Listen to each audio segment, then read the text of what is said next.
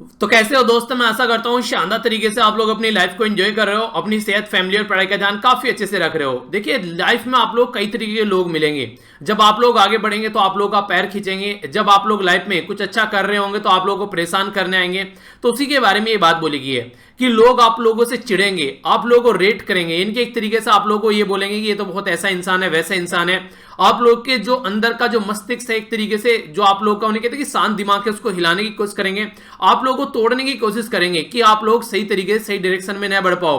पर लेकिन इन सारी बाधाओं को, पीड़ाओं को झेलते हुए जो इंसान खड़ा रहता है और आगे बढ़ता है, वही इंसान रियल हीरो होता है। तो यही बात यहां पर बोली गई कि how strong you stand is what makes you, यानी कि यही चीज है जो आप लोगों को बनाती है कि इन सब सिचुएशन के साथ में आप लोग खड़े रहें।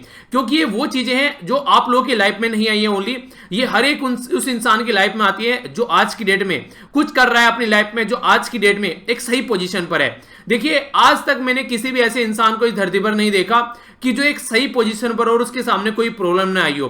तो इसीलिए एक बड़ी शानदार बात बोली जाती है कि जो प्रॉब्लम आप लोगों के सामने आती है ना, वो आप लोगों को ब्रेक करने के लिए नहीं, वो आप लोगों को मेक करने के लिए आती है। यानी कि आप लोगों को तोड़ने के लिए नहीं आती है, वो आप लोगों को बनाने के लिए आती है। पर लेकिन कुछ ऐसे इंसान है जो उनके सामने टूट जाते हैं। यानी कि वही बात हो गई जो मैंने पहले बोली थी कि प्रॉब्लम जो है, कुछ ऐसे इंसान है जिनको अपनी अंगूठे के नीचे रखते हैं प्रॉब्लम को, और कुछ ऐसे हैं जो अपने सिर पर हावी करने देते हैं उनको। अब आप लोग किस कैटेगरी में आते हैं, ये आप लोग खुद डिसाइड कीजिए कि प्रॉब्लम को अंगूठे के नीचे रखना है, सर के ऊपर चढ़ाना है। सर के ऊपर चढ़ाओगे तो आप लोगों को दाब देगी, मार देगी। और अगर अंगूठे के नीचे रखोगे तो आप लोग हमेशा हर एक टेंशन से दूर हटकर हंसते हुए नजर आओगे, और लोग ये सोचेंगे यार ये पता नहीं इतना खुश क्यों रहता है, इसको क्या मिल गया ऐसा। तो इसलिए लाइफ में हमेशा खुश रहने की कोशिश करो, क्योंकि प्रॉब्लम लाइफ का पार्ट है, वो आती रहेगी, जाती रहेगी। ठीक है, तो वही सनी देओल की मूवी का डायलॉग है, मथुरा दास, प्रॉब्लम बस तुम्हारी लाइफ में नहीं है। ठीक है, तो इसलिए लाइफ को थोड़ा सा ईजी रखो। जो मैप बेस्ड क्वेश्चन है आप लोगों के सामने यहाँ पर यह है, ऑनियन सी जाकर मैप में नहीं हारेगा। बाकी काफी कुछ शानदार डिस्कस करेंगे आज के द हिंदू न्यूज़पेपर में। आर्टिकल के ऊपर नहीं डालते हैं, और शायद अगर आप लोग टेलीग्राम पर जुड़े हैं तो आप लोगों को पता चल गया होगा कि सारी पीडीएफ प्रोवाइड आप लोगों को करा दिए, डाउनलोड उनको कर लीजिएगा। तो जो भी पुरानी पीडीएफ है वो भी वहां पर आप लोगों को मिल जाती हैं। और आज की डेट में थोड़ा सा, अगर कई सारे बच्चे बोलते हैं सर पीडीएफ नहीं मिलती है, तो मैं हैशटैग करके वहां पर डाल दे रहा हूं। जैसे सितंबर की पीडीएफ है तो हैशटैग सितंबर की कंप्लीट पीडीएफ आप लोगों को मिल जाएगी। 2020 भी हैशटैग करके डाल दे रहा हूं, ताकि अगर सर्च करें आप लोग टेलीग्राम में जो सर्च बार होता है जाकर, तो आप लोगों को वो पीडीएफ आराम से मिल जाए। ठीक है, तो ये कई सारे बच्चों के द्वारा बोला गया था कि सर सर्चिंग में काफी प्रॉब्लम आती है। तो आगे से कोशिश करूंगा कि जो कम से कम जो मर्ज पीडीएफ है वो अगर आप लोगों को ढूंढनी है तो आसानी से आप लोग उनको ढूंढ सकें। ठीक है, इसी के साथ में यहाँ पर ट्विटर और इंस्टाग्राम और फेसबुक पर भी मेरे साथ कनेक्ट आप लोग रह सकते हैं। एग्रीकल्चर रिवाइवल के बारे में बात की जा रही है, काफी अच्छा ये एक आर्टिकल है। बोला जा रहा है कि जिस तरीके से गवर्नमेंट बोल रही है कि एग्रीकल्चर एक ऐसा सेक्टर है काफी अच्छे से परफॉर्म कर रहा है, तो उसी के बारे में बात की जा रही है। चाइना की हरकतों के बारे में यहां पर बात की जा रही है, चाइना की कुछ ऐसी चीजें बताने की कोशिश की जा रही है इंटरनल चाइना के अंदर में, कि आज के डेट में पॉपुलेशन बूढ़ी होती जा रही है, आने वाले टाइम में कंडीशन क्या बनने वाली है। इंपॉर्टेंट आर्टिकल वैसे नहीं है हमारे लिए, पर लेकिन अगर हमारी कंट्री के रेस्पेक्ट में आप लोगों से क्वेश्चन पूछा जाए तो आप लोग उसको कैसे देखोगे, तो ये यहां पर समझाने की कोशिश करूंगा।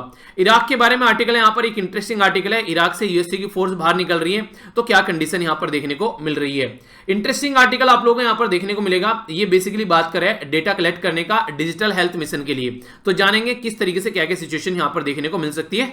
साइड वाला जो नीचे आर्टिकल है, यहां पर ये बीजेपी और शिवसेना के एंगल के बारे में बात कर रहे हैं, जो हमारे एग्जाम के पॉइंट ऑफ व्यू से इंपॉर्टेंट नहीं है, तो पॉलिटिकल आर्टिकल है। इसी के साथ में यहां पर जो सुशांत सिंह राजपूत की जो डेथ है उसमें बोल रहे हैं कि यहां पर राइटर जो कह रहे हैं कि आज की डेट में जो डेथ है उसको इस एंगल में कन्वर्ट किया जा रहा है कि समझ में नहीं आ रही है कहां पर क्या चीजें चल रही हैं। एक तरीके से बोला है कि समथिंग रोटन, यानी कुछ सड़ रहा है उसके अंदर, एक तरीके से चीजों को प्रॉपर वे में न लेकर पॉलिटिक्स बहुत सारी उसके ऊपर खेली जा रही है। बहुत सारे नेक्सेस यहां पर बने हुए हैं, कनेक्शन बने हुए हैं, नीचे नीचे पता नहीं कौन कौन यहां पर इसमें जुड़ा हुआ है, तो कई सारी चीजें बाहर निकलकर यहां पर आ रही है।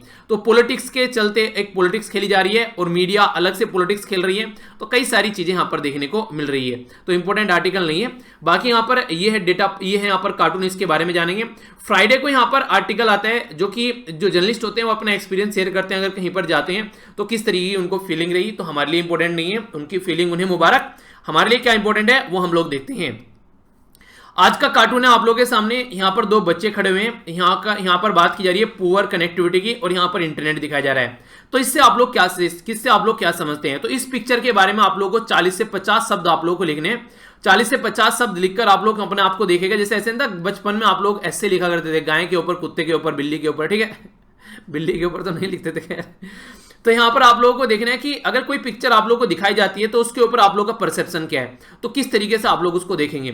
तो इसके बारे में कई सारे शब्द आप लोग लिख सकते हैं। कल मैंने देखा कई सारे बच्चों के द्वारा काफी अच्छे से डिटेल में चीजें लिखी गई हैं, तो आप लोग कोशिश कीजिए कम से कम 50 शब्द जरूर लिखिए डेली, ताकि आगे आंसर राइटिंग में प्रॉब्लम न देखने को मिले। ये जो कल का कार्टून था बिहार की पॉलिटिक्स यहां पर दिखा रहे हैं, तो बिहार की पॉलिटिक्स को दिखाने की कोशिश यहां पर की जा रही है। एक सुशासन की बात करें, दूसरे सुशांत की बात करें, क्योंकि आप लोगों को बताया होगा सुशांत सिंह राजपूत जो थे वो बिहार के निवासी थे, तो इसी के चलते उनको लेकर यहां पर पॉलिटिक्स खेली जा रही है, जो कि बिहार के इलेक्शन अभी आ रहे हैं, तो उसके बारे में बात की जा रही है। और हाँ, कल मैंने कई सारे बच्चे हैं जो आज की डेट में ट्विटर पर काफी एक्टिव हैं, तो एक ट्वीट किया था वहां पर ट्विटर पर, ये भी बिहार के बारे में ही था। और देखिए ये जो ट्वीट था यहाँ पर ये काफी इंटरेस्टिंग लगा, मेरा खुद का ट्वीट नहीं था, एक्चुअली एक बच्चे के द्वारा ही शेयर किया गया था, तो उसके बारे में यहाँ पर बात की जा रही है। तो क्या है यहाँ पर, जो आप लोग सुनिएगा थोड़ा सा, इसमें बोला गया कि अब तो युवाओं की हर बात मानी जाएगी, हर महीने हजारों वैकेंसी आएगी, उठते आवाज को झूठे वादों से दबाना है, कुछ समय के लिए सबको उलझाना है, फिर से रोजगार देने का भाषण मीडिया में छाना है, क्योंकि बिहार इलेक्शन आने वाले हैं। तो ये कंडीशन आप लोगों को देखने को मिलेगी, बहुत सारी वैकेंसी आ जाएंगी, फिर वो वैकेंसी पेंडिंग पड़ी रहेंगी। पर लेकिन इनको ये नहीं पता है कि बच्चे जो हैं वो बेवकूफ नहीं रहे हैं, वो समझ रहे हैं आप लोग किस तरीके की पॉलिटिक्स खेल रहे हैं, तो इसलिए उसी इंसान को वोट दे जो आप लोगों को लगता है कि रियलिटी में कुछ कर सकता है। ठीक है, तो इन चीजों के बारे में थोड़ा जरूर सोचिएगा इलेक्शन में वोट डालने से पहले, क्योंकि ये जनता के नौकर हैं जो ऊपर सर पे बैठकर मालिक बनकर यानी कि तरीके से हमारे सर पर राज करने लगते हैं। तो ये एक तरीके से हमारे हाथ में है कि हम लोग को इनको कैसे ट्रीट करना है। ओके, आर्टिकल काफी इंटरेस्टिंग है, यहाँ पर कई सारी चीजें आप लोगों को जानने को मिलेगी और कुछ क्लैरिटी भी आप लोगों के माइंड में यहाँ पर आएगी। ये जो बात की जा रही है जिहादिस्ट जो ग्रुप है उनको अलाउ नहीं करना चाहिए, जो वैक्यूम क्रिएट किया जाएगा अमेरिकन ट्रूप्स के द्वारा इराक के अंदर में। तो सबसे पहले आप लोग यहां पर ये समझिए ये जिहादी क्या होती हैं। जिहादी से पहले एक वर्ड आप लोगों को समझना पड़ेगा, जिहाद। ठीक है, JIHAD, तो यहां पर JI जो HAD, ये जो जिहाद शब्द है यहां पर, इसका मतलब होता है स्ट्रगल, यानी कि एफर्ट डालना किसी चीज को अचीव करने के लिए। बेसिकली आप लोग बोल सकते हैं, नॉर्मली इसको होली वार के तरीके से भी देखा जाता है, यानी कि धर्म को बचाने के लिए इनका जो एफर्ट है उनको नॉर्मली जिहादी आप लोग यहां पर बोल सकते हैं। यानी कि एक तरीके से आप लोग बोल सकते हैं कि यहां पर जो ये पर्टिकुलर कम्युनिटी है ये बोलती है कि इस्लाम खतरे में है, हम उसको बचाने की कोशिश कर रहे हैं और हम लोग जिहादी हैं। तो इसका नाम लेकर एक तरीके से इस्लाम का, या फिर आप लोग बोलिए कि रिलीजन का नाम लेकर ये लोगों को अपनी ओर अट्रैक्ट करने की कोशिश करते हैं और फिर अपनी फौज बनाते हैं, और उस फौज को लेकर ये जो लोकल एरिया की जो गवर्नमेंट होती है उसके साथ में लड़ते हैं, अपने आप सत्ता पर काबिज होने की कोशिश करते हैं और कोशिश करते हैं कि अपना एक ऐसा गढ़ बना लिया जाए जिसके सामने सब झुकें। तो ये एक तरीके से यहां पर फंडा है। ये इसी तरीके जो जिहादिस्ट ग्रुप थे ये थे ISI, ठीक है, Islamic state Iraq and Syria.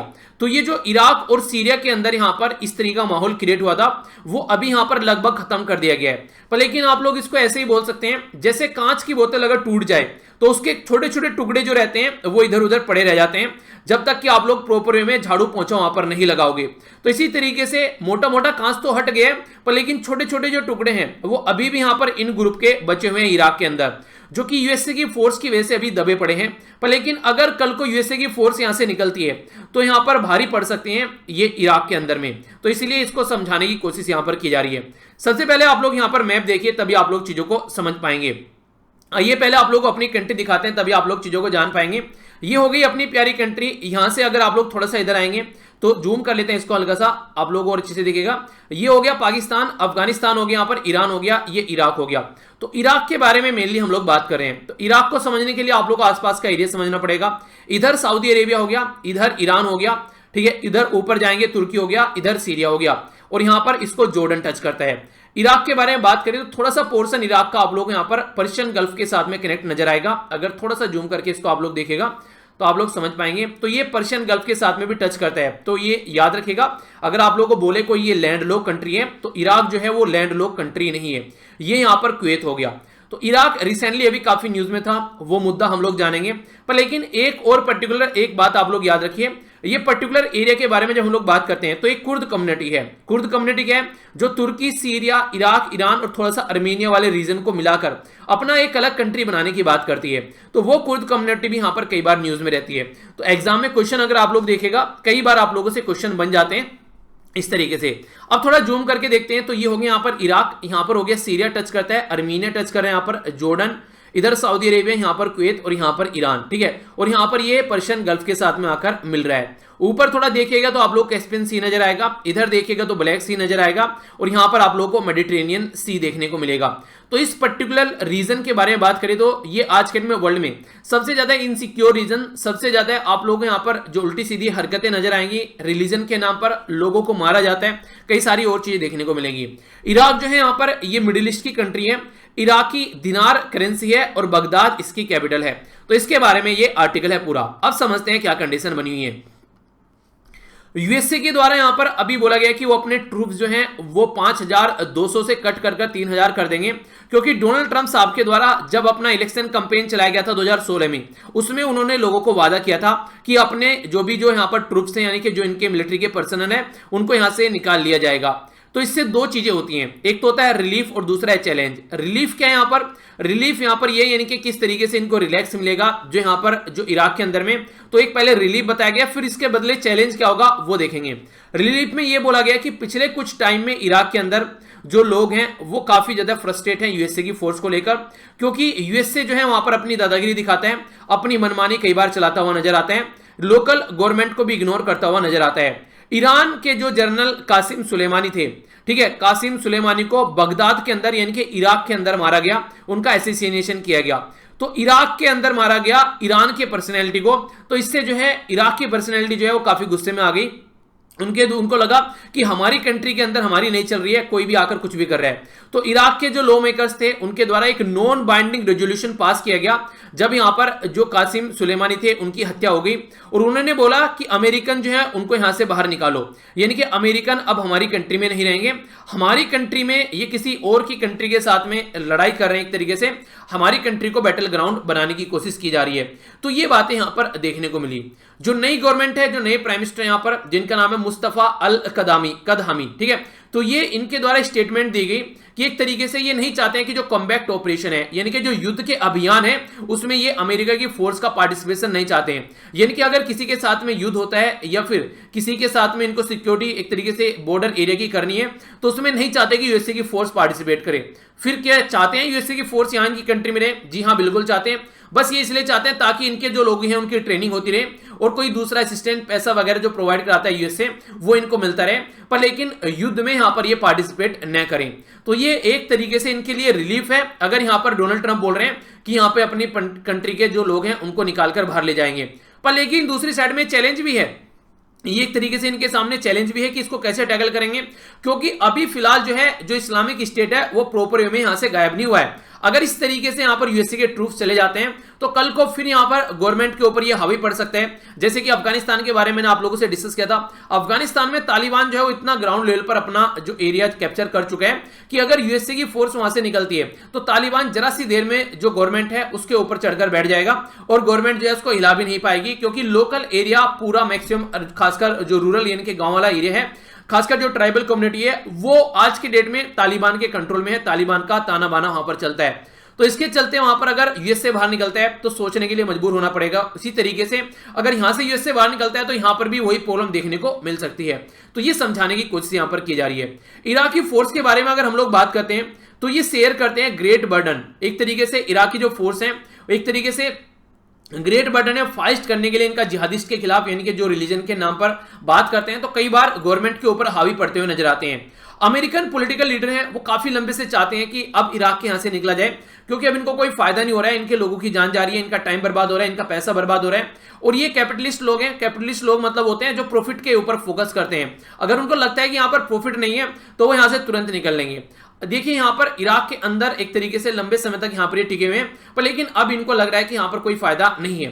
President Barack Obama ने इसलिए यहां पर बोला था 2011 में कि उनका टाइम टेबल था 2011 में कि यहां से अपने ट्रूप्स को विड्रॉ करेंगे, तो ये बातें इनके द्वारा बोली गई। पर लेकिन कंडीशन वहां पर खराब बन गई तो और थाउजेंड्स ऑफ ट्रूप्स जो है इनको सोल्जर बैक इराक में भेजने पड़े, जब कंडीशन यहां पर खराब हो गई इस्लामिक स्टेट को लेकर, यानी कि जो भी यहां पर इस्लामिक स्टेट था आईएस था, उसके चलते कंडीशन और ज्यादा बढ़ गई। प्रेसिडेंट जो ट्रंप है उनके द्वारा यहां पर अगर हम लोगों को बात करें एक एंडलेस वॉर के कैंपेन की बात की गई, यहां पर जो चल रही है उसको एंड किया गया, इनके बोला गया कि मैं इसे एंड करूंगा। डोनाल्ड ट्रंप ने बोला कि मैं अपने लोगों को यहां से बाहर निकाल कर लेकर आऊंगा, तो इसी के चलते यहां पर ये डोनाल्ड ट्रंप के द्वारा बातें की गई। तो इस्लामिक स्टेट है, मेजर पॉपुलेशन जो है वो तो खत्म हो चुकी है, पर लेकिन आज की डेट में भी कहीं ना कहीं आप लोग ये बोल सकते हैं कि कहीं ना कहीं ये नहीं बोलते हैं कि बच्चे हुए हैं कि आप लोग सबको खत्म नहीं कर पाओगे। तो क्लेम जो की जा रही है विक्ट्री, और इसी तरीके से उन्होंने बोला कि हम लोग यहां से निकलेंगे, यानी कि यूएसए के द्वारा बोला गया कि हम लोग विक्ट्री यहां पर कर चुके हैं, अब हम लोग यहां से अपने ट्रूप्स निकालेंगे। तो यूएसए का जो डिसीजन है यहां पर, ये ट्रंप एडमिनिस्ट्रेशन का जो अमेरिकन जो ट्रूप्स हैं उनको बाहर लाने का जो कैंपेन था उसकी पॉलिसी का पार्ट भी है। एक टाइम ऐसा था कि यहां पर 1.5 लाख के करीब यूएसए की जो फोर्स पड़ी हुई थी इराक के अंदर में, पर लेकिन फिलहाल इसको घटाया गया। पर लेकिन हाल ही के वर्षों में जो सैनिक हैं उनको बोला जा रहा है कि कई बार यहां पर उनको जोखिम में भी डाला गया। ये क्या कंडीशन बोली जा रही है? बोली जा रही है कि देखिए आज की डेट में, जैसे मैंने भी आप लोगों को बताया, इनकी पॉलिटिकल पार्टी खुद चाहती है कि कम्बैक्ट ऑपरेशन में यूएसए की फोर्स न रहे। तो एक तो हॉस्टाइल पॉलिटिकल इन्वायरमेंट इनकी कंट्री में बना हुआ है जो कि इनकी फौज के लिए काफी खतरनाक साबित हो रहे हैं।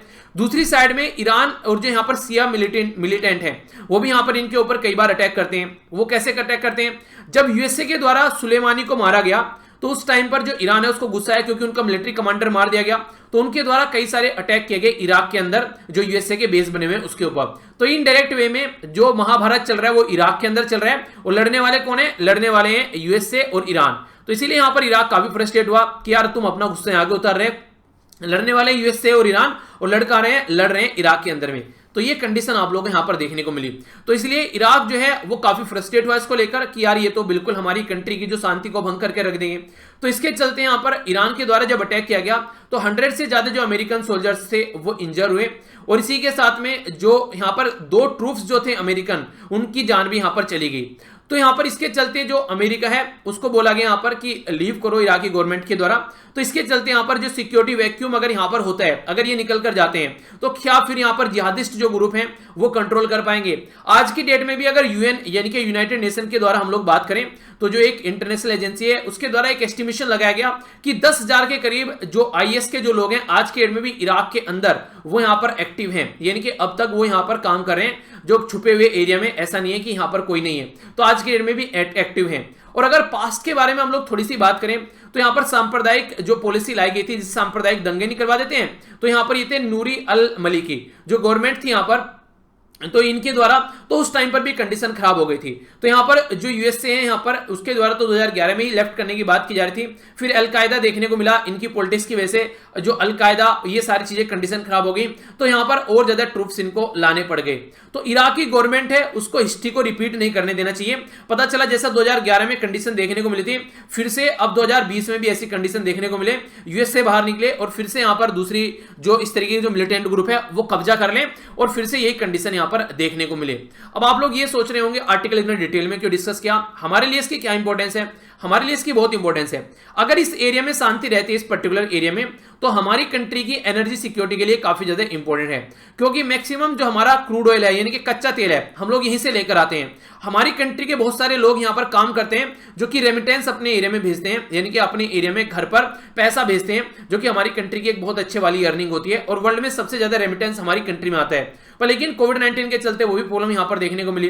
तो ये रीजन शांत रहना काफी ज्यादा जरूरी है और डोनाल्ड ट्रंप शांत रखने की कोशिश करें, तभी तो नोबेल प्राइज के लिए नॉमिनेट किया जा रहा है डोनाल्ड ट्रंप को।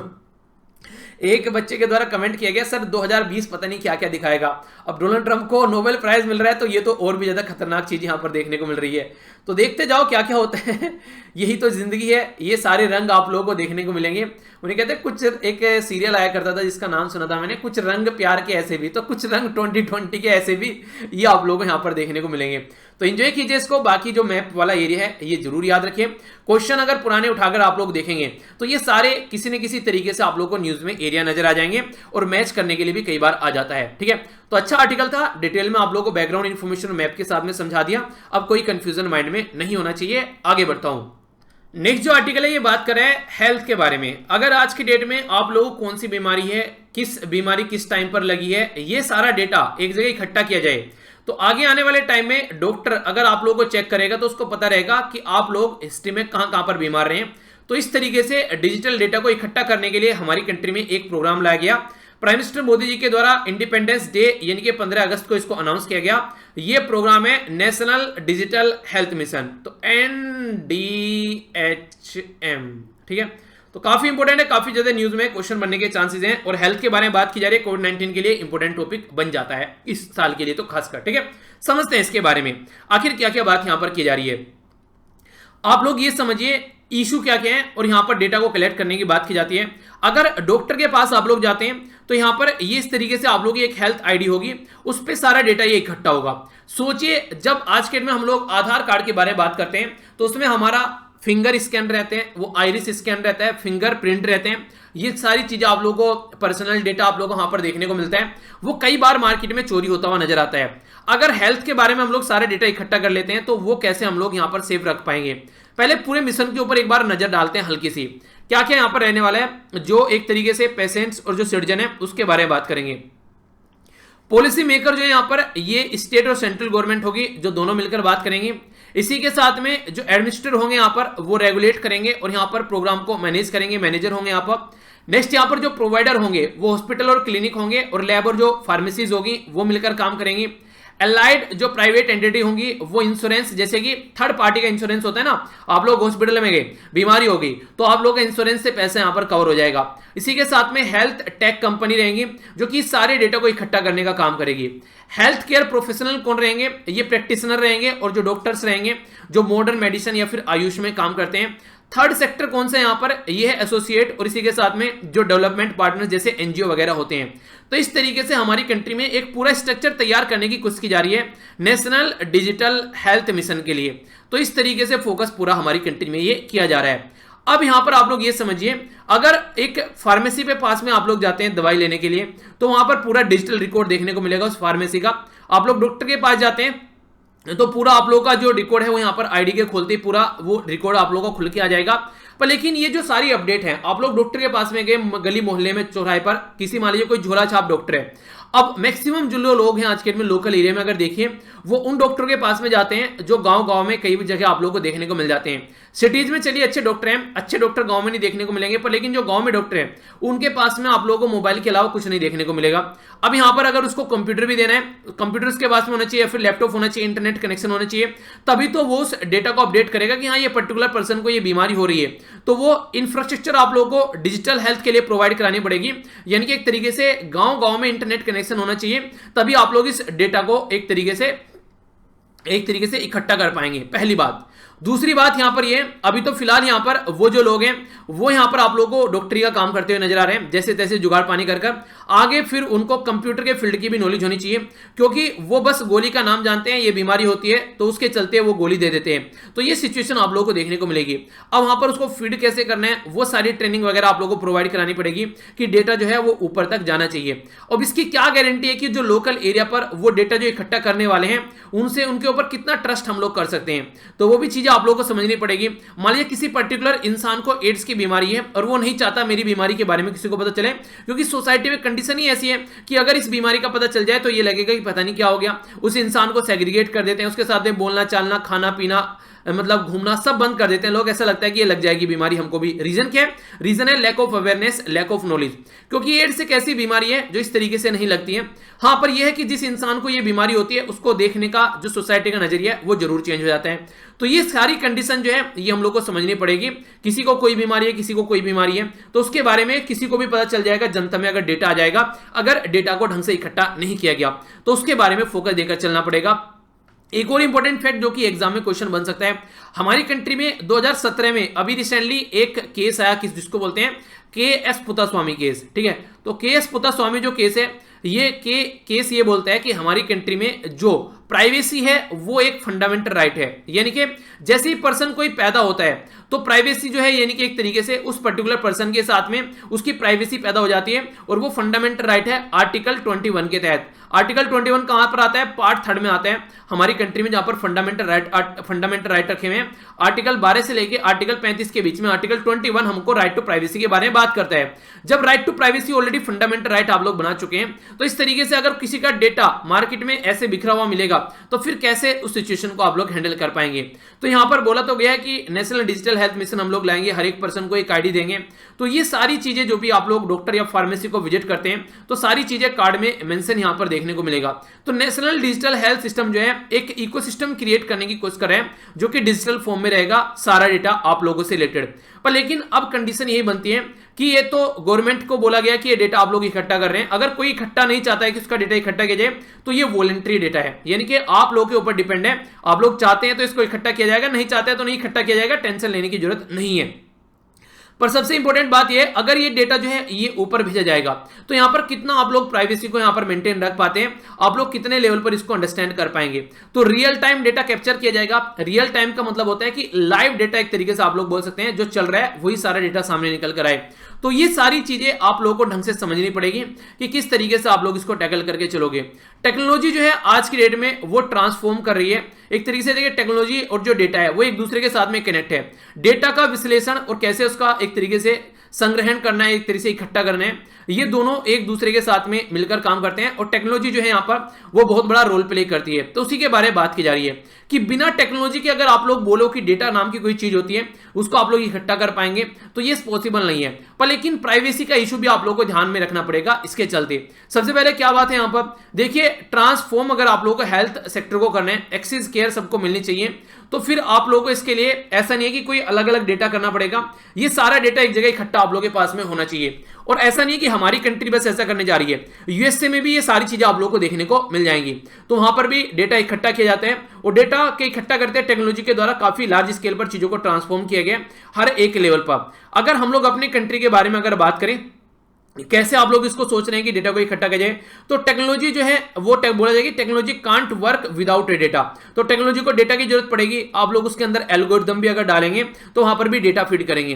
तो यही बात समझाने की कोशिश की जा रही है कि पॉपुलेशन लेवल पर, यानी कि सारी पॉपुलेशन का डेटा इकट्ठा कर रहे हैं, फिर इंडिविजुअल की हेल्थ लेवल पर आप लोग इकट्ठा कर रहे हैं। तो ये चीजें यहां पर समझने की काफी ज्यादा जरूरत है, क्योंकि अगर आप लोग यहां पर इस तरीके से डेटा इकट्ठा करेंगे तो फिर हमारी कंट्री में एक स्टैट्यूटरी लॉ होना चाहिए, प्राइवेसी के लिए भी लॉ होना चाहिए, जो कि पार्लियामेंट में अब तक रुका पड़ा है। डेटा प्रोटेक्शन जो एक्ट है हमारी कंट्री में, जो खासकर बिल है, अभी एक्ट तो नहीं है, तो आप लोग उनको भी लेकर आना पड़ेगा। पॉपुलेशन लेवल पर अगर बात करें तो आप लोग कंट्रोल करना पड़ेगा, जैसे पेंडेमिक है, ठीक है, तो आउटब्रेक यहां पर निकल कर आ गया, तो यहां पर इफेक्टिवली इस डेटा को यूज किया जा सकता था।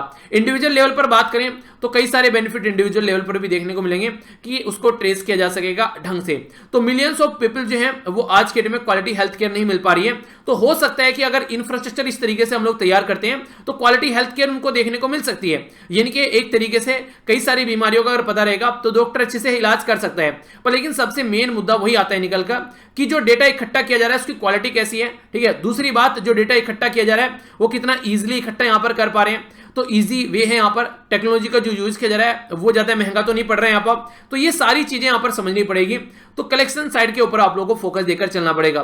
पता चला इंसान को बीमारी है फीवर और उसको डेटा में इकट्ठा करके लिख दिया एड्स, तो ऐसे थोड़ी ना चलेगा। तो डेटा जो होना चाहिए वो एक्यूरेट होना चाहिए। डेटा को इकट्ठा करने की लो कॉस्ट आनी चाहिए यहाँ पर, ठीक है। तो इसको स्टोर करना है, फॉरवर्ड करना है, तो प्रॉपर चीजें करनी पड़ेगी।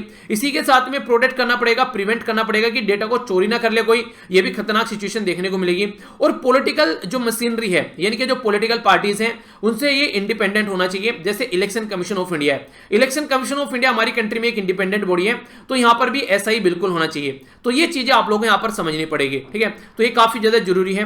नेक्स्ट यहां पर बात करते हैं, यहां पर जो बात की जा रही है, बात की जा रही है जर्मनी के बारे में। जर्मनी ऑलरेडी यहां पर इन सब चीजों के ऊपर फोकस देकर चल रही है। बर्थ और डेथ और मैरिज के जो डेटा हैं, ये सारे रजिस्ट्रेशन जो आप लोगों को देखने को मिलते हैं, इनकी स्टेटिक्स आप लोगों के पास में होना चाहिए। आज की डेट में चीजें जो हैं, हम लोग अर्बन एरिया में तो चीजों को अच्छे से कर पाते हैं, पर लेकिन रूरल एरिया में भी आज के डेट में चीजें हम लोग प्रोवाइड करानी है, जो कि पॉसिबल नॉर्मली नहीं हो पाती है। टेक्नोलॉजी जो कॉस्ट है वो भी डाउन आप लोग करनी पड़ेगी, तभी आप लोग यहां पर इकट्ठा कर पाएंगे डेटा को।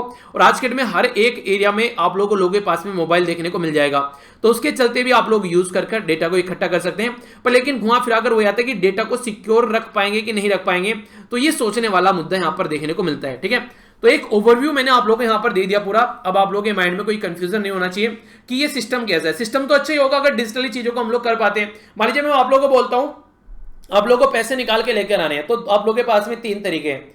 एक तो आप लोग एटीएम जाएं, एटीएम के कार्ड के थ्रू निकाल कर लेकर आए। दूसरा, आप लोग बैंक में जाएं, लाइन में लगे पर्ची भरें, वहां पे आप लोग पैसे निकाल के लाएं। और तीसरा, आप लोग क्या करें, उस पैसे को आप लोग वैसे ही पेटीएम में डाल लें, या फिर इंटरनेट बैंकिंग के थ्रू आप लोग वहां पर उस पैसे को अपने अकाउंट में ट्रांसफर करके जिसको सेंड करना है उसको सेंड कर दें। तो कौन सबसे अच्छा है? घर बैठे बैठे इंटरनेट बैंकिंग कैसा रहेगा, पर लेकिन अगर वो सिक्योर है तो कई बार क्या होता है, आप लोगों को देखने को मिलेगा कई सारे जो लोग हैं जिनको पता नहीं है इंटरनेट कैसे यूज करना है, उनको एक तरीके से गुमराह कर उनका पैसा चुरा लिया जाता है। तो देखिए, डिजिटल लिटरेसी होना काफी ज्यादा जरूरी है। तो अगर आप लोग वे फॉरवर्ड में या कंक्लूजन में लिखेगा तो डिजिटल लिटरेसी एक काफी इंपॉर्टेंट शब्द है जो आप लोग यूज कर सकते हैं, और डिजिटल अवेयरनेस भी वर्ड यहां पर यूज किया जा सकता है। तो ये था आर्टिकल जिसके बारे में मुझे आप लोगों को चीजें डिस्कस करनी थी। आई होप कि आप लोगों के माइंड में क्लैरिटी आ गई होगी। आगे बढ़ता हूं। नेक्स्ट जो आर्टिकल है यहाँ पर ये एग्रीकल्चर के बारे में बात कर रहे हैं। एग्रीकल्चर के बारे में अगर आप लोग बात करें तो अभी गवर्नमेंट के द्वारा बोला गया कि एग्रीकल्चर हमारी कंट्री में शानदार तरीके से परफॉर्म कर रहा है, यानी कि एग्रीकल्चर जो है वो सारे एरिया डाउन जाने के बावजूद भी एग्रीकल्चर बढ़ता हुआ नजर आ रहा है। तो गवर्नमेंट के द्वारा यहाँ पर अभी एग्रीकल्चर जो खासकर में एग्रीकल्चर में जो डिमांड है उसको सही लेवल पर लाने के लिए, ठीक है, जो क्राइसिस है उसमें एग्रीकल्चर की डिमांड को मेंटेन रखने के लिए फिस्कल स्टिमुलस की बात की जा रही है। एक तरीके से आप लोग बोल सकते हैं फाइनेंशियल सपोर्ट, खासकर रूरल इकोनॉमी के लिए, ठीक है। तो ये बात यहां पर की जा रही है। तो इसको समझाया गया इस आर्टिकल में राइटर के द्वारा कि गवर्नमेंट जो बल्ले बल्ले कर रही है कि हाँ एग्रीकल्चर में काफी सारी चीजें सही चल रही है, ये चल रहा है वो चल रहा है, तो उसको समझाया यहां पर। एग्रीकल्चर को बोला गया कि इंडियन इकोनॉमी को रिवाइव करेगी और लीड करके चलेगी। तो ये क्लेम जो किया जा रहा है क्या ये सच है? तो इसके चलते जो राइटर है यहाँ पर ये कई सारे जो आर्ग्यूमेंट है उसके बारे में यहाँ पर बात करते हैं। क्या क्या बात की जा रही है पहले समझ लेते हैं। यहां पर जो बात की जा रही है एग्रीकल्चर सेक्टर के बारे में, तो इंडियन फूड ग्रेन प्रोडक्शन जो है 2019-20 में बोला जा रहा है कि 3.7% हायर हो गया है जो लास्ट ईयर के कंपेयर में। इसी के साथ में जो प्रोक्योरमेंट है रबी क्रॉप का, जो खासकर वीट जिसको आप लोग बोल सकते हैं, वो 12.6% हायर हो गया है। प्रोक्योरमेंट की बात की जा रही है, ठीक है। इसी के साथ में अगर बात करें यहाँ पर, अगर हम लोग बात करें यहाँ पर जो शिफ्ट हो रही है आज के डेट में ट्रेड में एग्रीकल्चर के फेवर में, तो बोला गया कि फूड इन्फ्लेशन जो है क्वार्टर, अगर बात करें क्वार्टर 1 में ये 9.2% था जो कि हायर था प्रीवियस ईयर के साथ में, ठीक है। तो यहां पर इसका मतलब है कि सस्टेनेबल डिमांड है गुड फूड के लिए, ठीक है। इसी के साथ में अगर बात करें यहां पर इकोनॉमिक रिकवरी के बारे में, तो उसके बारे में क्या बोलने की कोशिश की जा रही है, ये वाला आर्टिकल, ठीक है। तो यहां पर बात की जा रही है कि जो एरिया है यहां पर, ठीक है, अंडर खरीफ, तो वो बोला गया कि ये बढ़ रहा है हमारी कंट्री में लगभग 14% हायर हो गया 2019 के कंपेयर में 19-20 के। इसी के साथ में जो खरीफ की जो बुआई हुई है वो भी यहां पर काफी ज्यादा देखने को मिली है, हायर जो एक तरीके से एरिया रहा यहां पर, जो यहां पर इस पर्टिकुलर एरिया के बारे में भी। तो एग्रीकल्चर को इन सब चीजों को ध्यान में रखते हुए engine of growth, engine of revival बोला जा रहा है हमारी कंट्री में गवर्नमेंट के द्वारा। तो गवर्नमेंट का जो इकोनॉमिक पैकेज है एग्रीकल्चर के लिए 20 लाख करोड़ में यहां पर आत्मनिर्भर भारत पैकेज में एग्रीकल्चर के ऊपर भी काफी फोकस यहां पर किया गया। अब यहां पर जो चीजें हैं वो आप लोगों को यहां पर समझाई जाएगी, ये गवर्नमेंट के द्वारा बताया गया है। कई सारी चीजें अब आगे आप लोगों को देखने को मिलेगी जो रियलिटी है। रबी प्रोक्योरमेंट के बारे में बात करें तो रबी वीट जो है वो हायर देखने को मिला 2020-21 में।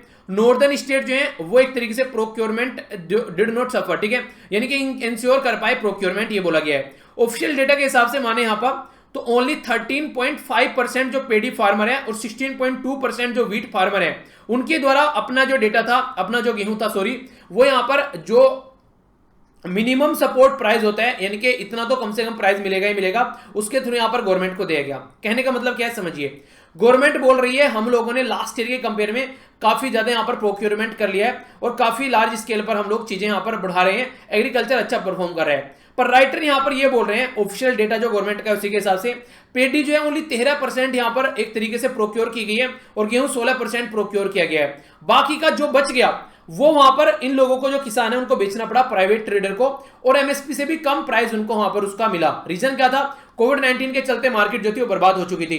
तो जो गवर्नमेंट बोल रही है बल्ले बल्ले जिसको कर रही है उसकी रियलिटी ये है कि वो बल्ले बल्ले ओनली 13 और 16% को लेकर कर रही है, बाकी का जो है वो कहानी खराब चल रही है उसके बारे में बात नहीं कर रही है। यानी कि अच्छी अच्छी चीजें दिखाई जाती हैं, जो रियलिटी है उसको छिपाने की कोशिश की जाती है, क्योंकि अगर रियलिटी दिखेगी तो फिर जो है वो प्रॉब्लम में डाल देगी। नेक्स्ट जो बात की जा रही है 15 क्रॉप ऐसी हैं आज के डेट में जिनको जो मार्केट में जिनका अराइवल जो है वो काफी लोअर देखने को मिला है 2019 के कंपेयर में। कई सारी क्रॉप के नाम दे रखे, रटना नहीं है, जैसे कि पेडी हो गया, ठीक है, मसूर हो गया, टमाटर हो गया, केला वगैरह हो गया। बोला गया कि 75% जो है जो 2019 का 75% यहां पर देखने को मिल रहे हैं, यहां पर कमी आ रही है इसमें, यानी कि एक तरीके से जितना होना चाहिए था 2019 के कंपेयर में उतना नहीं है। गेहूं के बारे में बात करें, टमाटर के, पोटैटो के बारे में बात करें, आलू के बारे में, गोभी के बारे में बात करें, तो कई सारी ये जो प्रोडक्ट हैं इनको बोला गया कि 50 से लेके 75% के कंपेयर में आप लोगों को देखने को मिलेगा 2019 के कंपेयर में, यानी कि ये भी मार्केट में कम आए हैं। इसी के साथ में और भी कई सारी चीजें, प्याज हो गए, ठीक है, जो यहां पर चना हो गया, मैंगो हो गया, वो भी आधे से कम यहां पर देखने को मिला है पहले के कंपेयर में।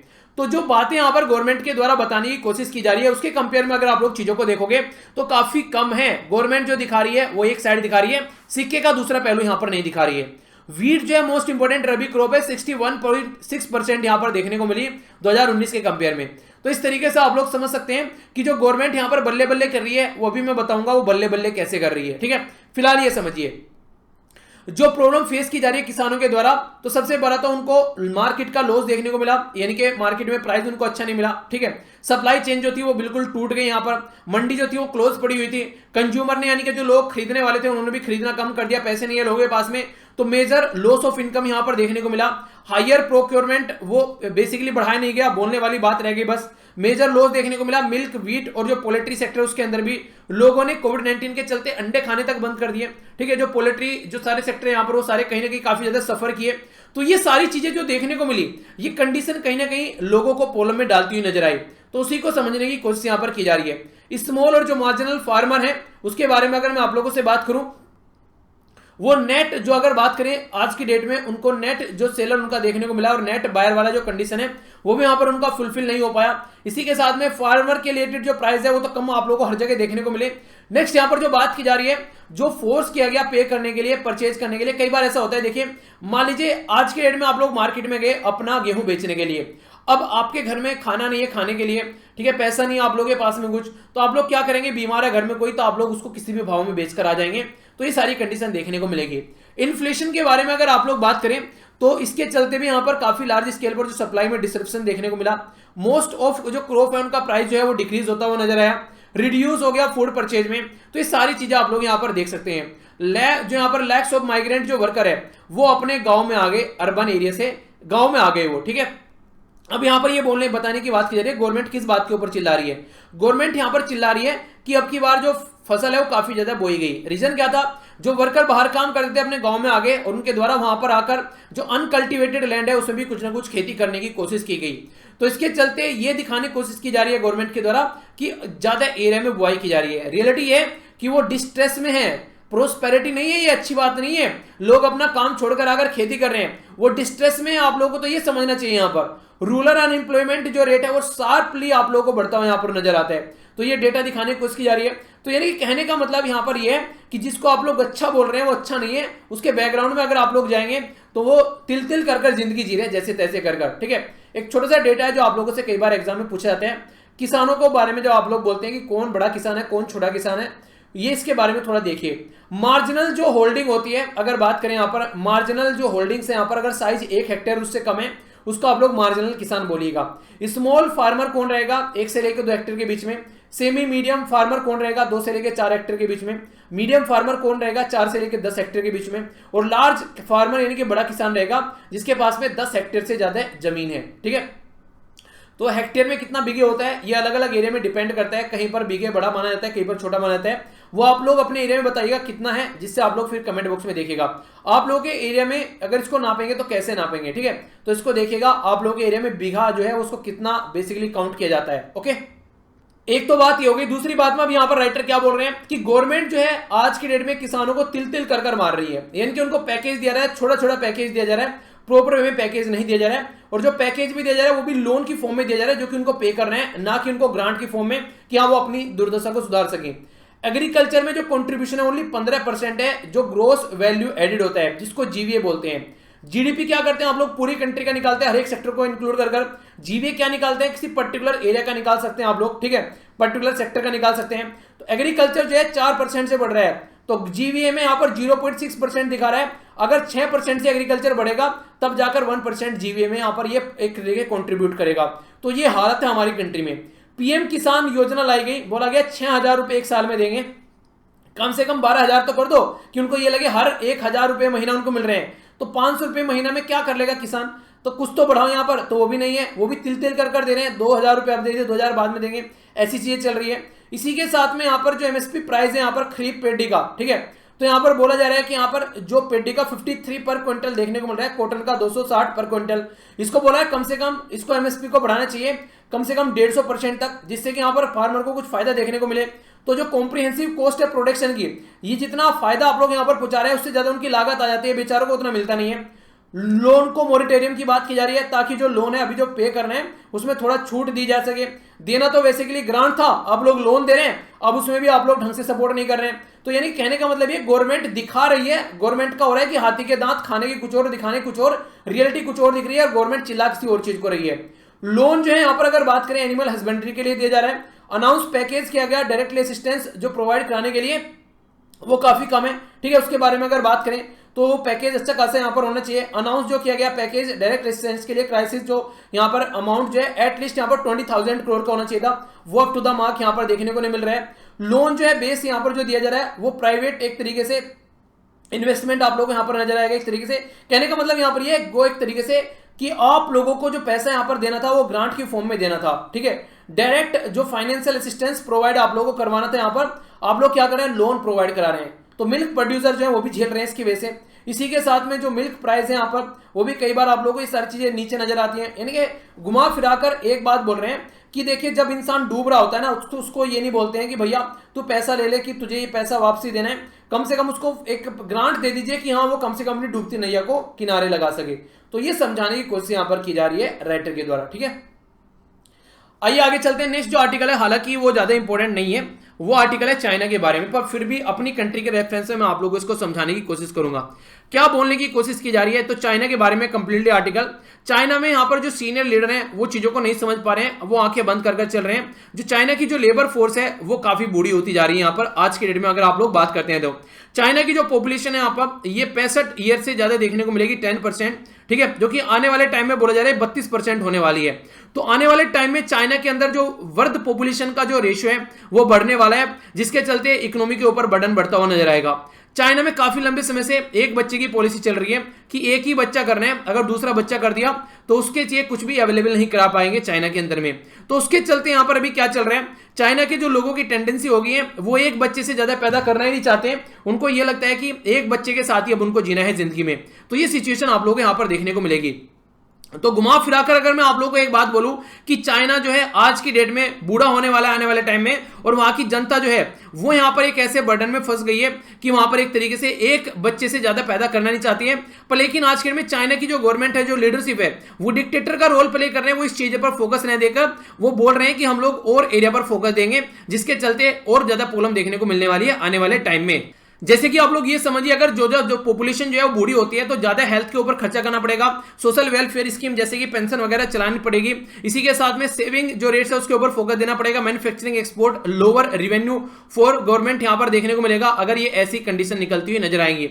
तो चाइना आज की डेट में भी इन सब चीजों पर फोकस नहीं कर रही है। चाइना किस पर फोकस कर रही है, 5G, artificial intelligence, rapid urbanisation, यानी कि जनता को आज की डेट में भी इग्नोर किया जा रहा है। ये डिक्टेटरशिप का रोल यहां पर देखने को मिल रहा है। बेसिकली होना क्या चाहिए, जनता के ऊपर फोकस देना चाहिए, जनता की हेल्थ के ऊपर फोकस देना चाहिए, इंप्लॉयमेंट के ऊपर चलिए आप लोग फोकस दीजिए। पर लेकिन रियलिटी में आप लोग उनको ये तो बोलिए कि आने वाले टाइम में ये जो जनता है ये बूढ़ी होने वाली है, 2 लोगों के ऊपर एक बच्चा है, ठीक है। आगे चलने वाले अगर ऐसे ही चलता रहा तो ये जो लोग हैं ये आगे चल के बूढ़े होंगे, यंग जनरेशन काफी कम रह जाएगी कंट्री के अंदर।